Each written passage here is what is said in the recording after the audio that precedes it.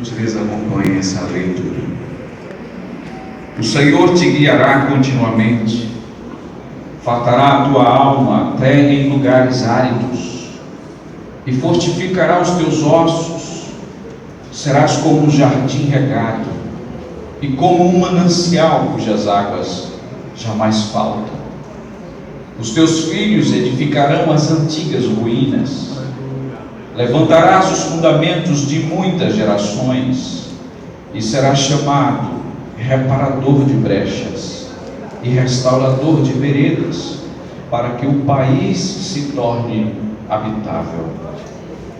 Se desviares o pé de profanar o sábado e de cuidar dos teus próprios interesses no meu santo dia, se chamares ao sábado deleitoso e santo dia do Senhor, digno de honra, e o honrares não seguindo os teus caminhos, não pretendendo fazer a sua própria vontade, nem falando palavras vãs, então te deleitarás no Senhor. Eu te farei cavalgar sobre os altos da terra, e te sustentarei com a herança de Jacó, teu pai, porque a boca do Senhor o disse. Ó Deus, te exaltamos, bendizemos o teu nome. Ó Deus, nós não temos expressões nem palavras, Senhor, que sejam suficientes, ó Deus, para declarar, Deus, a tua glória.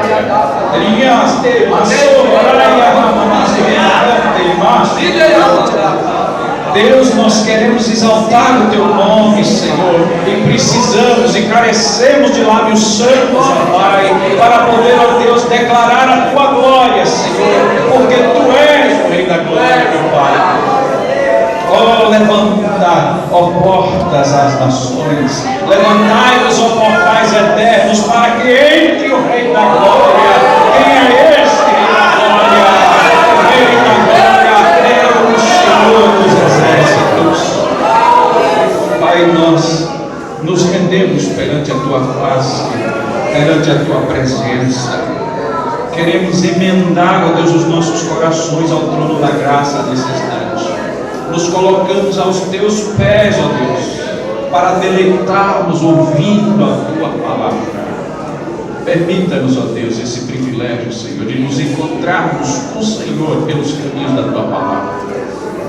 Ó Deus, consola os nossos corações, edifica as nossas almas, confronta-nos, ó Deus, para que sejamos transformados, sejamos mudados, sejamos polidos, sejamos moldados segundo a forma do teu servo Jesus.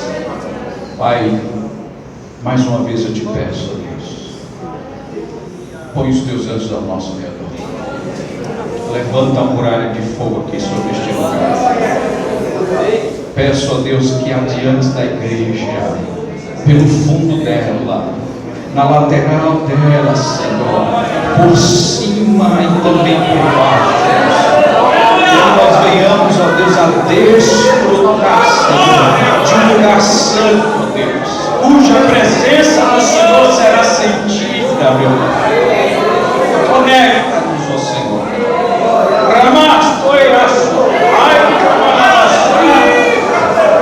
Aleluia. Eu já sinto a tua glória sobre este lugar.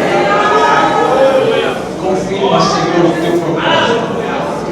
Abre os nossos corações. Repreende todo o mal no nome de Jesus. Dá-nos a tua proteção.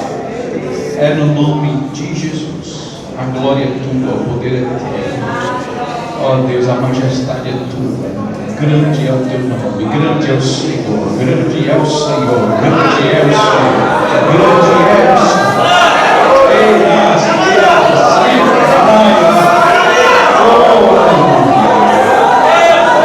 um nome maravilhoso, um nome poderoso, soberano, excelso, majestoso, glorioso, verdadeiro, único. Ei, feliz Deus. Fala conosco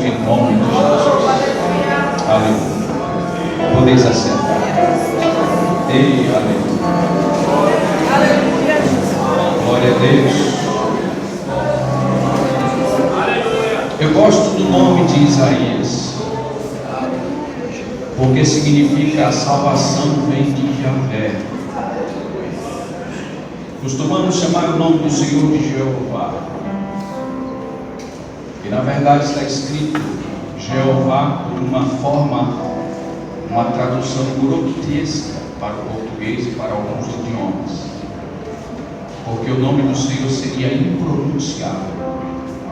Porquanto no hebraico, por exemplo, o nome do Senhor não contém vogais, só contém consoantes. A forma mais próxima que fizeram para poder demonstrar o nome do Senhor foi colocar algumas vogais. E aí por isso começou a chamá-lo de Yahweh, ou de Jeová. E eu prefiro mais Yahvé. Isaías tem esse nome: salvação vem do Senhor, salvação vem de Javé. O profeta que profetizou durante 47 anos em Jerusalém, em Judá. O livro tem cerca de 3 divisões. Os primeiros capítulos, até o capítulo de número 39, fala sobre Judá, quando ela estava sendo ameaçada de se repartir, de se quebrar por causa da Síria. O ano aproximadamente de 740 até o ano de 687 a.C., nós temos essa história tomando lugar. O segundo livro vai do capítulo de número 39 até o capítulo de número 55, e dessa vez já fala sobre a expulsão do país do próprio povo de Deus. E do capítulo 56 em diante, trata do retorno ao cativeiro. No livro de Isaías, nós encontramos paz, como também encontramos tragédias. Nós encontramos perigos e também espada. É considerado também como o 5º evangelho, porque o próprio Isaías é também chamado de um profeta messiânico, porque ele fala sobre o retorno, a vinda do Messias. E é durante esta passagem do capítulo de número 56 em diante é que se trata a respeito disso. E nós estamos estudando em cima de 58. Eu queria nesta noite que os irmãos mantessem as suas Bíblias abertas, não tivessem, por gentileza, as Bíblias abertas em Isaías 58. Nós vamos estudar devagarinho, porque existe uma mensagem muito profunda. Essa mensagem é profunda particularmente para mim, em especial para mim, porque a minha chamada ministerial, a minha chamada missionária se encontra dentro deste livro. Aquilo que Deus fala para mim, sempre fala, eu venho reiterando esse propósito do Senhor cada vez que eu leio Isaías capítulo 58. Vamos começar do verso de número 1, que diz assim: clama a plenos pulmões, não te detenhas, ergue a voz como a trombeta e anuncia ao meu povo a sua transgressão e à casa de Jacó os seus pecados. Deus está falando com o profeta e o profeta agora declama para outros. Ele toma a palavra e com fidelidade ele comunica para o seu povo. E ele tem uma mensagem para declarar o pecado do povo. Verso 2: mesmo neste estado ainda me procuram dia a dia, o Senhor falando através do profeta. Tenham prazer em saber os meus caminhos, como o povo que pratica a justiça e não deixa o direito do seu Deus. Perguntam-me pelos direitos da justiça. Tem prazer em se chegar a Deus. Que prazer extremo é esse? Deus começa a demonstrar aqui que existem 2 tipos de direito aqui? O direito do próprio Deus e o direito de justiça que Deus confere ao seu próprio povo. Mas aqui ele está trazendo a atenção para que o direito do Senhor prevaleça. Por que razão? Você lembra quando a gente começa? Ontem nós cantamos esse corinho que diz assim: ó profundidade das riquezas e da sabedoria do conhecimento de Deus, quão insondáveis teus juízos, inescrutáveis teus caminhos.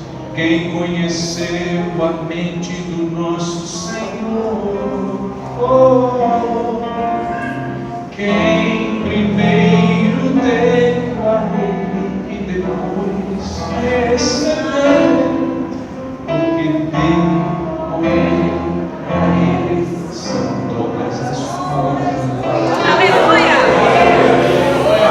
Há corinhos que falam porque esses são extraídos da palavra do Senhor e nós precisamos entender que por Ele, para Ele e dele é tudo. Quem primeiro deu ao Senhor para depois receber. O direito primeiro pertence ao Senhor e nós devemos dar-lo em primeiro plano, em primícia na nossa vida, porque a palavra nos ensina e nos adestra a buscar ao Senhor em primeiro lugar, e as demais coisas serão acrescentadas. Mas Deus está reclamando com Isaías para falar ao povo: vocês estão procurando a sua justiça, o seu direito, enquanto o meu direito está sendo passado, e vocês dizem que tem prazer em buscar a minha presença. Essa é uma história, e essa história está refletindo um tempo passado, mas ela repercute durante muitos anos, e ela nos alcança nesta mesma aplicação quando nós repetimos aquilo que o próprio povo de Israel repetiu. E nós devemos ter cuidado com a referência a isso. E a palavra nos ensina a buscar os interesses de Deus em primeiro lugar, porque a bênção de Deus vai em seguida. Amém? Verso 3 diz: dizendo, porque jejuamos nós e tu não atentas para isso. Olha, o povo agora está reclamando de Deus: Senhor, espera aí, e é nosso direito, para que nós estamos jejuando? Veja só que povo insolente e petulante. Praticamente a gente percebe como se eles estivessem botando o dedo na cara de Deus e perguntando: para que eu vou jejuar? Muita gente não se dá conta que esse tipo de atitude faz Deus virar as costas para você. Que a Bíblia diz que eis que a mão do Senhor, Isaías é uma das palavras que fala. Isaías 59, ele diz assim: eis que a mão do Senhor esteja encolhida para salvar, nem está surdo ou agravado o seu ouvido para poder ouvir, mas as vossas iniquidades, os vossos pecados fazem separação entre vós e o vosso Deus, para que Ele não vos ouça. E é o detalhe que nós precisamos compreender, é que nós não devemos de maneira nenhuma sermos insolentes, petulantes, pedantes na presença do Senhor. Nesse caso, o segredo aqui é: quanto mais a gente se humilha, mais a gente ganha graça na presença dele. Aí vale um princípio que Deus coloca, que quando o homem se exalta, ele vai ser abatido, mas quando o homem se humilha, Deus levanta ele. Deus exalta ele. Precisamos compreender essa verdade para colocar em prática. Diz assim: porque afligimos a nossa alma, continuação do verso 3, e tu não levas em conta. Eis que no dia em que jejuais, cuidais dos vossos próprios interesses e exigis que se faça todo o vosso trabalho. Aí Deus agora é que bota o dedo na cara para poder dizer: eis que jejuais para contendas e rixas, e para ferirdes com punho iníquo, jejuando assim como hoje, não se fará ouvir a vossa voz do alto. Acabei de falar isso. Olha o que é um contrassenso aqui, o que é contraditório. Todos nós esperamos ser ouvidos por Deus, mas Deus não escuta quem está em pecado, porque Deus faz separação. E quanto mais somos insolentes, exigentes, descompreendidos, não compreendemos as Escrituras, Deus se faz cada vez mais distante. Há músicas que se diz assim, que Deus não está longe lá no céu sem se encontrar comigo. Mas aqui é um fato que se torna verídico. Quando você se distancia mais de Deus, é quando você tenta exigir alguma coisa dele. Não exija. Diga uma palavra: agradeça. Agradeça. Agradeça, porque Deus começa a se aproximar dos corações gratos. Aleluia. Glória a Deus. E olha que eu acabei de ensinar algo muito profundo para você, se você perceber. Agradeça, porque Deus se aproxima de corações gratos.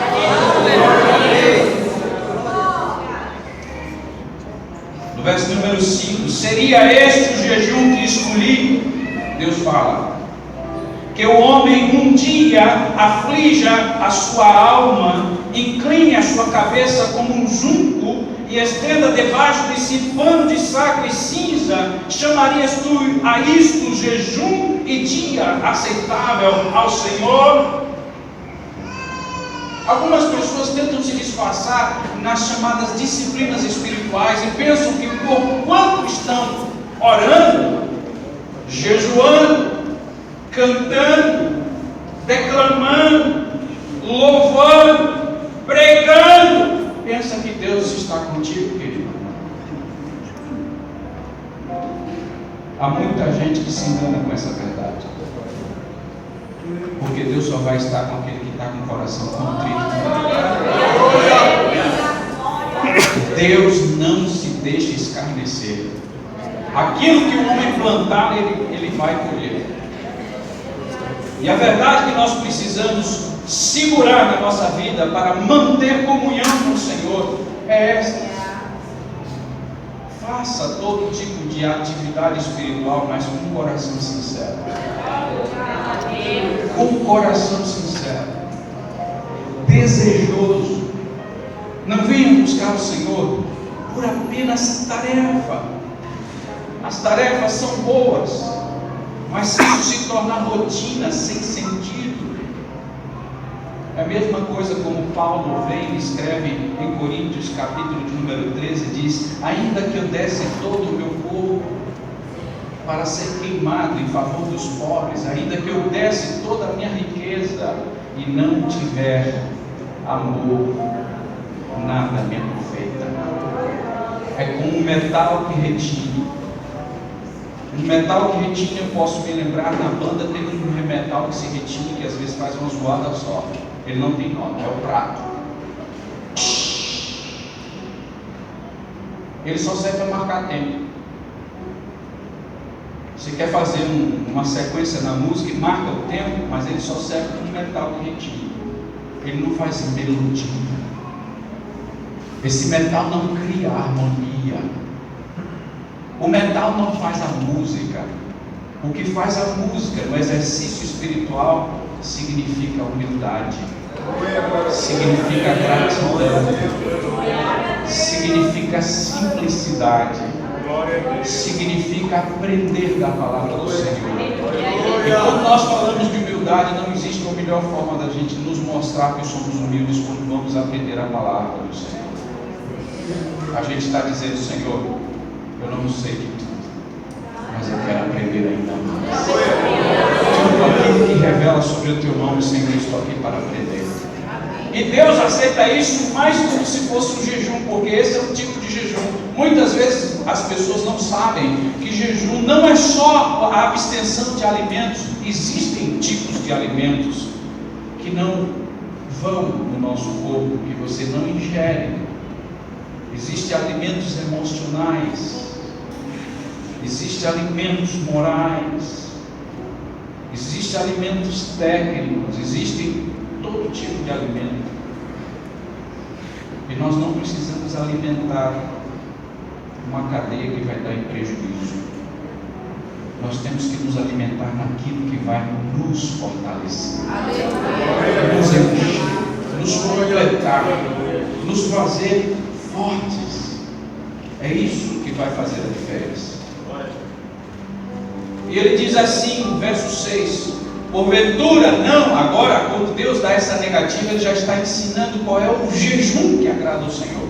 Olha só, que aqui vai trazer uma revelação profunda para a tua vida. Porventura não é este o jejum que escolhi? Número 1, que solte as ligaduras da impiedade. Olha o jejum. Que soltes o quê? Ligadura da impiedade. Tem alguém com uma tradução diferente aí? Se tiver, diga qual é que está, como é que está escrito na Bíblia. As correntes da injustiça, que soltes elas. Isso é jejum para Deus. A partir do momento que você destrava, a sua vida estava travada no pecado, quando você está na impiedade, como diz o texto, ou no meio da injustiça, meus irmãos, isso não é jejum. Mas quando você destrava, para Deus passa a ser jejum. Olha a revelação. E ele diz mais ainda: desfaça as ataduras da servidão. Qual é a outra versão que está aí? Desatar o quê? Desatador do jugo. Desatar as cordas do jugo. Os irmãos sabem o que é jugo? Vamos voltar a uma linguagem campestre, pueril e bucólica, que significa a linguagem do campo. Quando se fala jugo, é a mesma palavra canga. Quem sabe o que é canga aqui? Não é aquela canga de praia que as mulheres usam. É de cavalo, que bota no cavalo. Canga é aquele instrumento que coloca No boi. em boi e em cavalo. Puxar o carro para atrelar a ele qualquer tipo de instrumento, pode ser de arado, uma carroça, o que for, se coloca a canga. E a canga é chamada de jugo. Então Deus fala que existe certo tipo de coisas que criam jugo. A pessoa coloca peso sobre sua vida que se torna um pecado. E esses pecados são como um jugo na tua vida. E Deus quer desfazer isso. Você desfaz isso, você já está jejuando. Há muita gente que faz jejum. Ah, meu Deus, eu quero jejuar para Deus me dar uma varoa. Nada contra. Ó Senhor, me demonstra para mim aquele homem grande e valoroso. Nada contra.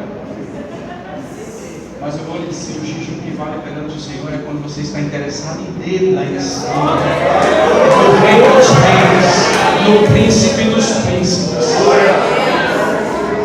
Porque quando você cria intimidade com aquele lá de cima, ele te revela coisas que você precisa saber.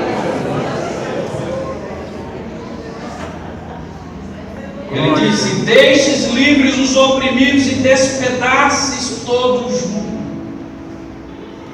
Quando fala deixes livres os oprimidos, diz respeito à tua solidariedade. Aquilo que o nosso irmão Lessa, de vez em quando ele sabe, ele faz. Tem um oprimido lá com uma pobreza pesada, e ele, na graça do Senhor, chega aqui: meu irmão, minha irmã, Deus mandou te dar uma cesta básica. Você acabou de soltar aquele oprimido, porque você acabou de fazer uma atitude que representa a Deus.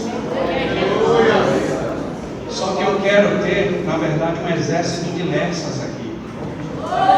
Glória a Deus. Amém. Porque aí a gente pode ver de quem precisar. Você vai estar soltando os outros das suas ligaduras. E a palavra vai funcionar. Veja o 7, verso 7. Porventura não é também que repartas. E Deus agora estava falando de uma forma um pouco assim, vamos dizer, evangélica, cheia de jargões. Deus agora vai explicitar a coisa.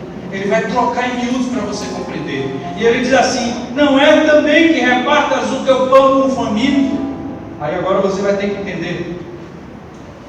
Se antes você você não entendia, estava percebendo como se fosse grego na tua vida, mas Velho Testamento em hebraico, entenda quando eu quero dizer grego, porque às vezes a gente se faz de bobo quando Deus está falando. Parece o profeta Jonas, está mandando você pregar o evangelho, e ele vai para o sentido oposto, ele está falando grego.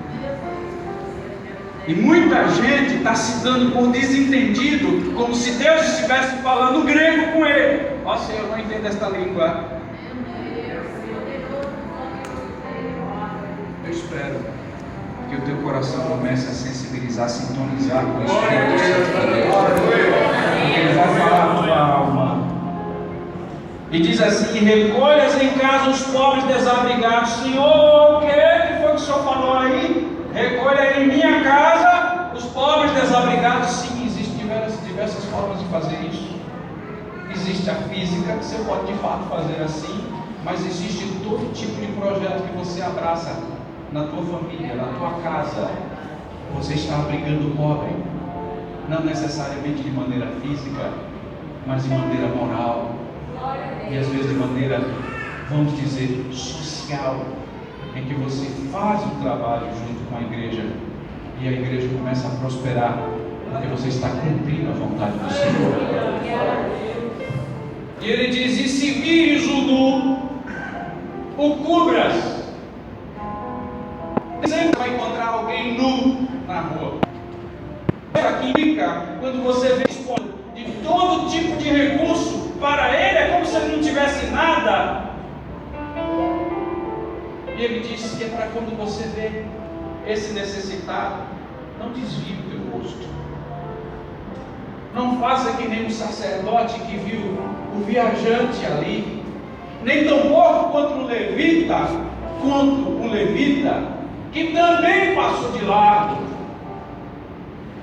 A obra está tocando no teu coração para você ser igual um bom samaritano. É isso que o texto está querendo dizer. Verso 8: então, olha só uma revelação profunda que tem. Então romperá a tua luz como uma alva, a tua cura brotará sem detença, a tua justiça irá diante de ti, e a glória do Senhor será a tua retaguarda. Tu escutou aí? Glória a Deus. Vou voltar para você. Volta lá, romperá a tua luz como a alva. Se romperá a tua luz, significa que a pessoa está em trevas. Ou seja, enquanto você não está fazendo o que deve ser feito, Deus não considera que a luz entrou no teu coração. Está em trevas. Mas é quando você começar a cumprir o nu, é quando você começar a suprir as necessidades de quem precisa, aí ele diz: a tua luz vai brotar. E olha só a qualidade da luz. Ele diz assim: a tua luz será como a alva, a tua cura brotará sem detença. Detalhe: se ele diz a tua cura, é sinal de que alguém está enfermo, e está o quê? Doente. E muita gente não sabe, porque às vezes Deus coloca e nos fere. Deus é aquele que tanto fere como faz sarar a ferida. Deus tanto mata quanto ele ressuscita. E a detalhe, às vezes você não entende por que Deus está fazendo isso com o mundo. Mas a palavra está aqui para te ensinar nesta noite. E você não precisa nem sequer pedir a Deus. Olha aqui, ele já está dizendo a resposta. Você começa a fazer, a tua luz brotará, romperá. A tua cura também virá. A tua justiça irá diante de ti. Você deve ter causa na justiça, sim ou não? Tem processos rolando aí. Sim. Você quer que Deus coloque a mão nos processos. Você quer que a justiça de Deus te favoreça. Meu irmão, faça o que Deus manda fazer, que Ele vai cuidar de você. Ele está dizendo: o que faltar, Deus vai cumprir, Ele vai completar. Glória a Deus. Glória a Deus. Veja o verso 9. Deus ainda estende mais um pouco. Ele diz assim: então clamarás e o Senhor te responderá.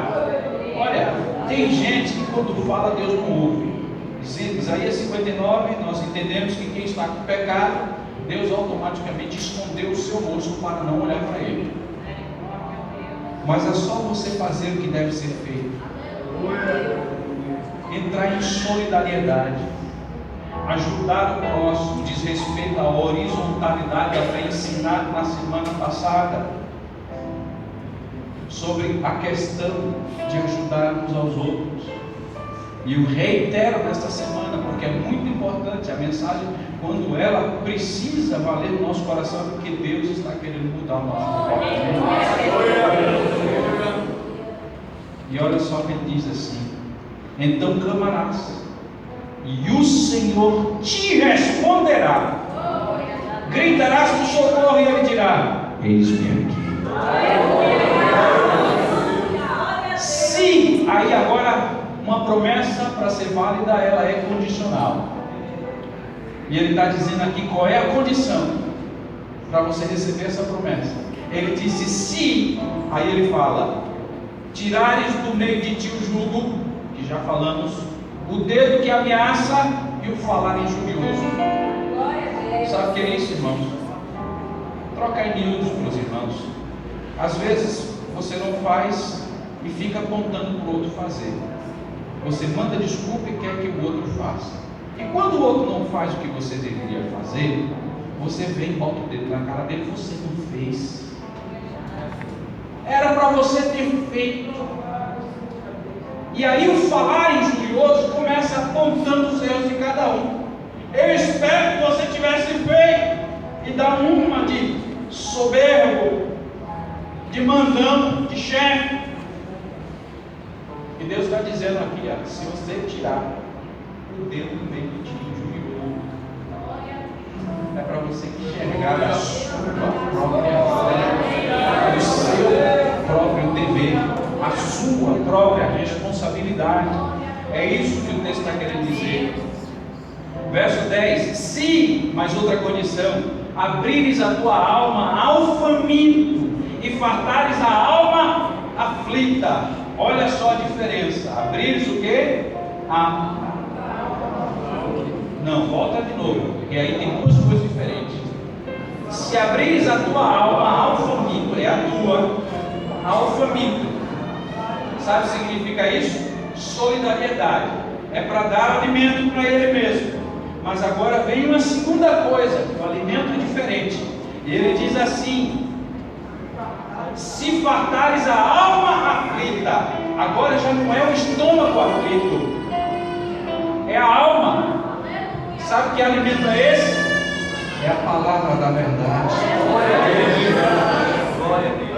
Você vai evangelizar hoje em dia, muita gente não sabe que a eficácia do evangelismo é você levar um prato de comida para quem está com fome. E às vezes você não vai precisar pregar a palavra, porque a pessoa já viu a palavra pregada na tua atitude. Ela aceita Jesus sem você precisar fazer apelo, porque essa é a verdade que já está embutida no próprio texto da promessa. Veja, vamos seguir o texto.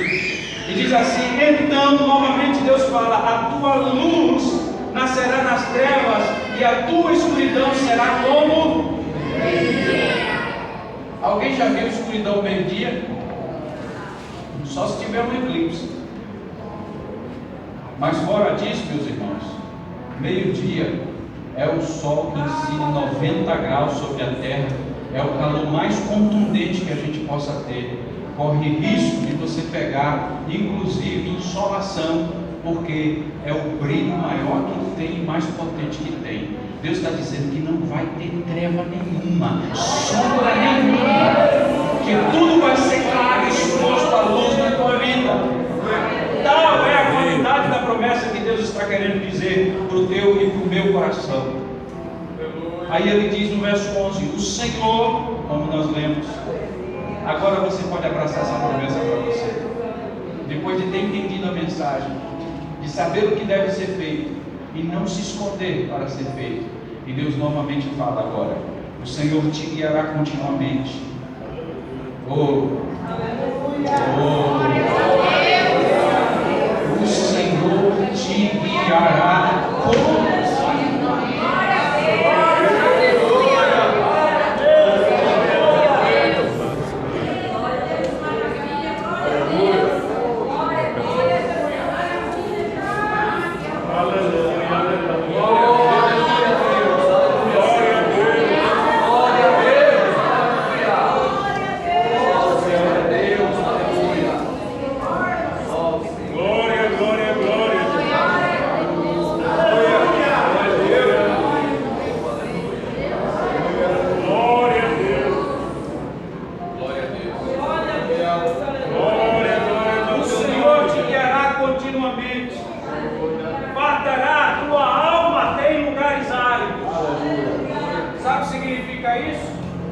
Você pode sair daqui para uma região de seca. Deus está dizendo que a tua bênção vai chegar atrás de você. A seca pode existir para os outros, mas menos para você.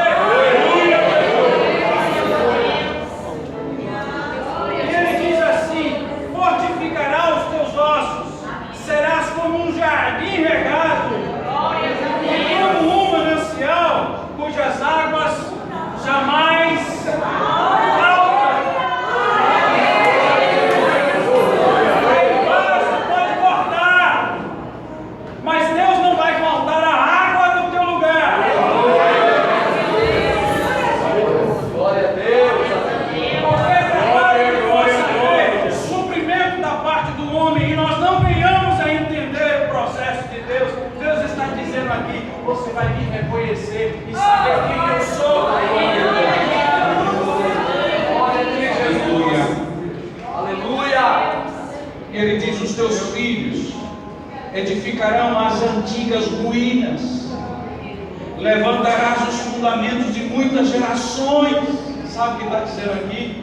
Que a bênção não só vai ficar em você, não. Deus agora está criando uma herança para você. Ela vai atingir seus filhos. E a Bíblia diz que eles vão crescer, mas a bênção vai estar seguindo eles também por amor a você. Você quer ver uma prova dessa promessa?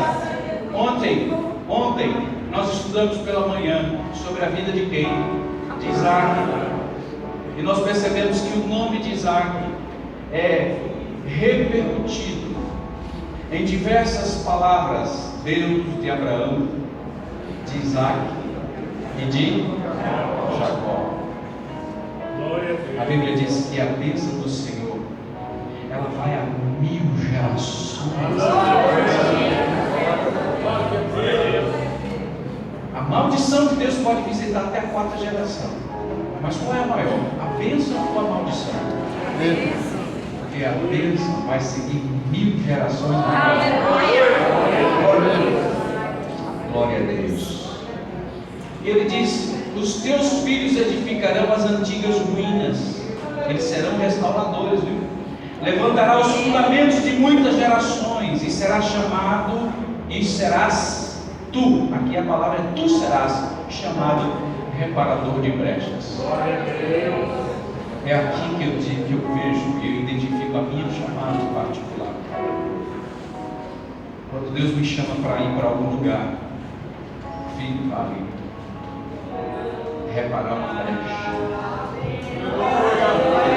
Pouco tempo se passa e Deus me tira de um lugar e faz assim: filho, agora eu quero ali. Vai reparar outra brecha. Pouco tempo se passa, Deus me tira dali e manda acular. E diz: filho, vai até lá reparar brechas. Porque você aprendeu a segurar a verdade na tua vida. E assim Deus vai fazer conosco. Aí ele diz: restaurador de veredas, para que o país se torne habitável. Você sabe qual é o tamanho dessa bênção, irmão? Deus faz de você um único, tu serás. Mas ele prepara uma nação inteira como resultado de ministério na tua vida, que será abençoado pela palavra que você alimenta e pela atitude que você faz, porque o Evangelho se discerne no amor que você pratica para com as pessoas. Não há evangelho sem amor, irmãos. Se você ou eu não praticamos esse evangelho, somos na verdade apenas, eu não queria falar, mas às vezes temos que falar a verdade, hipócritas. Porque a gente abraçou só pra gente. Uma coisa que Deus não quer são filhos egoístas, que agarram e abraçam só para si. Porque o evangelho ele precisa multiplicar, ele precisa estender, ele não pode ficar em quatro paredes. Aqui é só um tempo de treinamento, mas Deus quer que você pratique e vá adiante. Aleluia. Verso 13 diz assim: se é o terceiro ou quarto sim, é o terceiro. Se desviares o pé de profanar o Shabat, evidentemente que Deus havia falado no Shabat aqui, que é o sábado, o dia do descanso. Não implica nesta palavra o sabatismo em si, mas um dia que Deus separou para a adoração dele. O nosso Shabat hoje é o domingo, que é o nosso sétimo dia, que na verdade é o primeiro dia da semana, e o primeiro dia é o segundo, que é o dia. Então nosso sétimo dia é o nosso domingo. Então ele diz: se não desviares do teu dia de adoração, é isso que a palavra está dizendo. Sabe o que é? Porque tem gente que começou a adquirir emprego dia de domingo. Não sou contra as pessoas que estão trabalhando de turno porque fazem isso, mas você tem que ter um dia de adoração. Se o teu Shabat é no dia da tua folga, que o turno te colocou, é esse o teu Shabat. Você tem que estar na casa do Senhor para adorar. Ah, mas pastor, meu Shabat caiu em uma quinta-feira, não tem nada na quinta. Venha, meu irmão, faça a obra, nem que seja na tua casa, mas tem que ser o dia da tua adoração.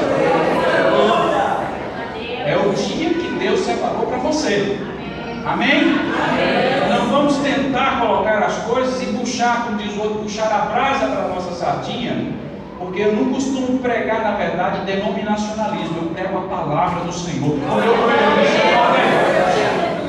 é a palavra que tem que ser pregada, porque importa que quando nós vivemos a verdade, o resultado disso é a glória do Senhor, e a nossa vida ela é de fato abençoada. E ele diz: se desviares do pé de profanar o sábado e de cuidar dos teus próprios interesses no meu santo dia. Está escutando aí? Se chamares ao sábado deleitoso e santo dia do Senhor, digno de honra, e o honrares não seguindo os teus caminhos, não pretendendo fazer a tua própria vontade, e nem tampouco falando palavras vãs. Em resumo, isso aqui que Deus está querendo ensinar é que no dia de adoração é dia de adoração. É dia de você vir parar de pensar em outras coisas só para pensar em Deus. Não é para você tirar um dia de folga para você ficar falando palavras vãs. Ah, eu vou contar piada, vou me divertir, vou falar com as outras pessoas, vou me socializar. Não. Esse dia que Deus separou só é o seu social, é com Deus, é com Ele somente. Entende que isso precisa ser separado? Deus quer ter esse desejo no teu coração, de que você o deseje, que você o anele, que você o queira, e que nada venha atrapalhar. Você não crie desculpas para isso, mas que isso possa ser verdade, um fato que você venha viver. Meus irmãos, o meu desejo é que você experimente muito mais daquilo que você já tem experimentado. Você tenha a graça de estar na presença do Senhor. E finalizo com o verso 14 que diz assim: então, olha só, então, olha, Deus é caro. Deus é caro. Não pense que a visita do Senhor é qualquer. Às vezes, olha, irmãos, há momentos que o culto está santo, está bonito, mas Deus não se faz presente. Eu tenho que falar essa verdade. Por que não se faz presente? Por quê? Porque às vezes tem fogo estranho no altar. Porque às vezes tem pecado instalado na vida de pessoas. Porque tem gente com esqueleto escondido dentro de armário. Problemas antigos que não foram confessados. Problemas que não são resolvidos diante do Senhor. Deus, olha só, Eis que a mão do Senhor, ela não está agravada para salvar, nem surdo o seu ouvido, mas os vossos pecados fazem separação entre vós e o vosso Deus, para que Ele não vos julgue. Glória a Deus. Só então, a Bíblia diz aqui, te deleitarás no Senhor. Isso aí é uma permissão de Deus. Eu vou colocar isso mais ou menos. Você já viu se a gente tem uma facilidade? Alguém que já trabalhou com o alto executivo de governo, por exemplo, já percebeu como é difícil? Se eu quisesse hoje fazer uma audiência com o governador, seria fácil para mim? É? Pois é. E se eu quisesse com o presidente da República? Me diga agora se você consegue isso em um regime político que seja monarquia. Falar com o rei. Será que se você pegasse um avião hoje e fosse para a Inglaterra, passasse em cima ou na frente, nem que seja de helicóptero por cima, né? Mas viesse no Palácio de Wimbledon e quisesse ver a Rainha Elizabeth, você consegue, filho? Não consegue. Talvez de longe, em uma casa, se por acaso a sua agenda bateu com a agenda dela, não é por causa da agenda dela, é dela. A sua não. Para Deus é a mesma coisa. Você lembra de quando, por exemplo, a rainha Vasti, aliás, Vasti não, Esther. Vasti, ela caiu, não foi? Foi Esther que perdeu a bênção. Falou certo. Esther queria entrar na presença do rei. Aquilo ali é uma forma, meus irmãos, de você entender um tipo, de você compreender a presença do Senhor como ela é cara. Não é qualquer um que entra. Se você não for convidado, você não vem à presença e corre o risco de ser mandado morrer. Ela disse: se o rei levantar o cetro em meu favor, eu poderei viver. Mas se ele não levantar, corro o risco de morrer. E se eu morrer, eu morrerei. Mas ela precisou jejuar para que pudesse o encanto dela, através do Espírito Santo, falasse ao coração do rei e desse para ele o favor, para que ela pudesse entrar na presença. Pense na presença de Deus dessa forma. Glória a Deus. Não pense que uma oraçãozinha qualquer vai fazer você entrar na presença de Deus. Deus é claro. Deus não se deixa escarnecer. E o detalhe é, para a gente alcançar a graça de Deus conceder que você entre na presença dele, agora eu vou voltar para o verso. Então te deleitarás no Senhor. Deus está te chamando para uma intimidade.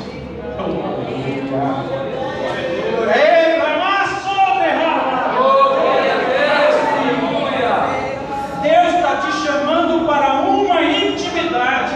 Não só está aceitando o convite de você se aproximar, mas Ele quer abrir. Chega mais próximo. Te aproxime, meu filho. Te aproxime, minha filha. Deus está querendo esse contato. Nós precisamos levar a sério essa seriedade individual. Ela é muito particular. E olha só a promessa de Deus. Ele diz assim: eu te farei cavalgar sobre os altos da terra. Naquela época não existia avião, porque senão Deus dizia: eu te farei voar sobre os altos da terra. O melhor animal que o homem podia montar naquela época, o mais caro por sinal, era o cavalo. Porque naquela época existia 3 tipos de montagens: era a mula, era o camelo e era o cavalo. E Deus está dizendo aqui, das 3, a melhor delas era cavalgar. E Ele diz: eu te farei cavalgar pelos altos da terra. Se prepare para profetizar a tua vida. Deus está dizendo: eu vou te fazer você visitar outros países. Eu vou te fazer comparecer perante reis, perante autoridades, perante poderes que você não vai conhecer.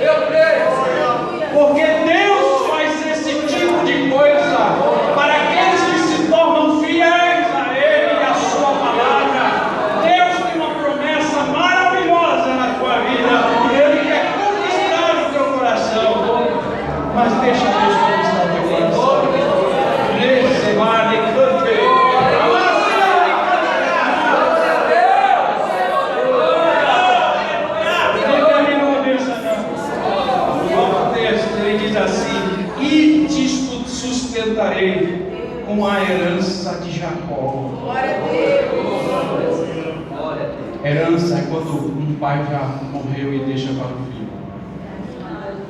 Deus se lembrava de cada um deles, de Abraão.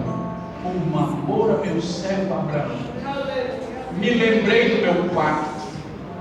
E Deus aí tira a pessoa do monturo para fazer sentar no meio de príncipes. Meus irmãos, é quando a gente vive em fidelidade, é que Deus dá essa graça maravilhosa na nossa vida. E olha só o final. É aqui a Deus que Ele faz a assinatura dele. Ele assina embaixo desse decreto. Ele diz o quê? Porque a boca do Senhor diz. Coloque-se sobre os seus pés.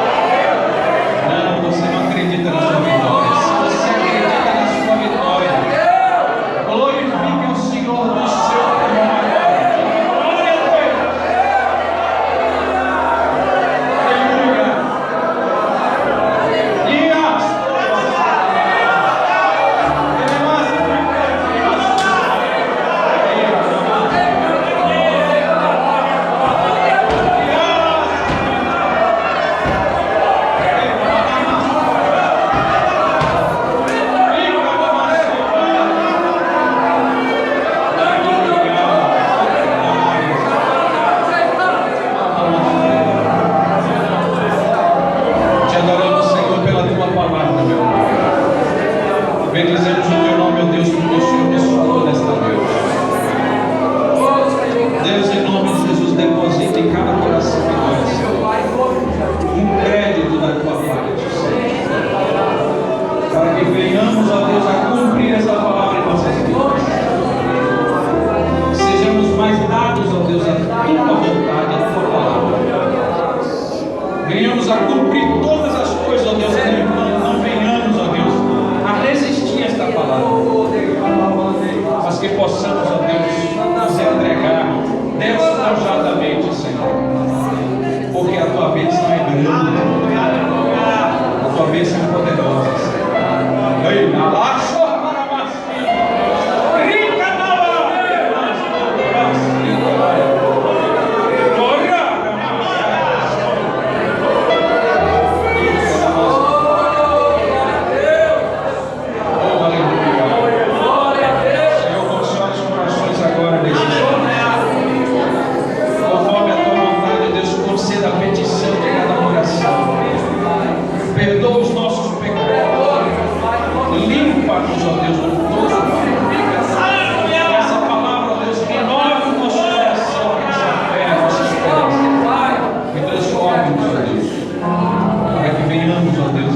teus pés.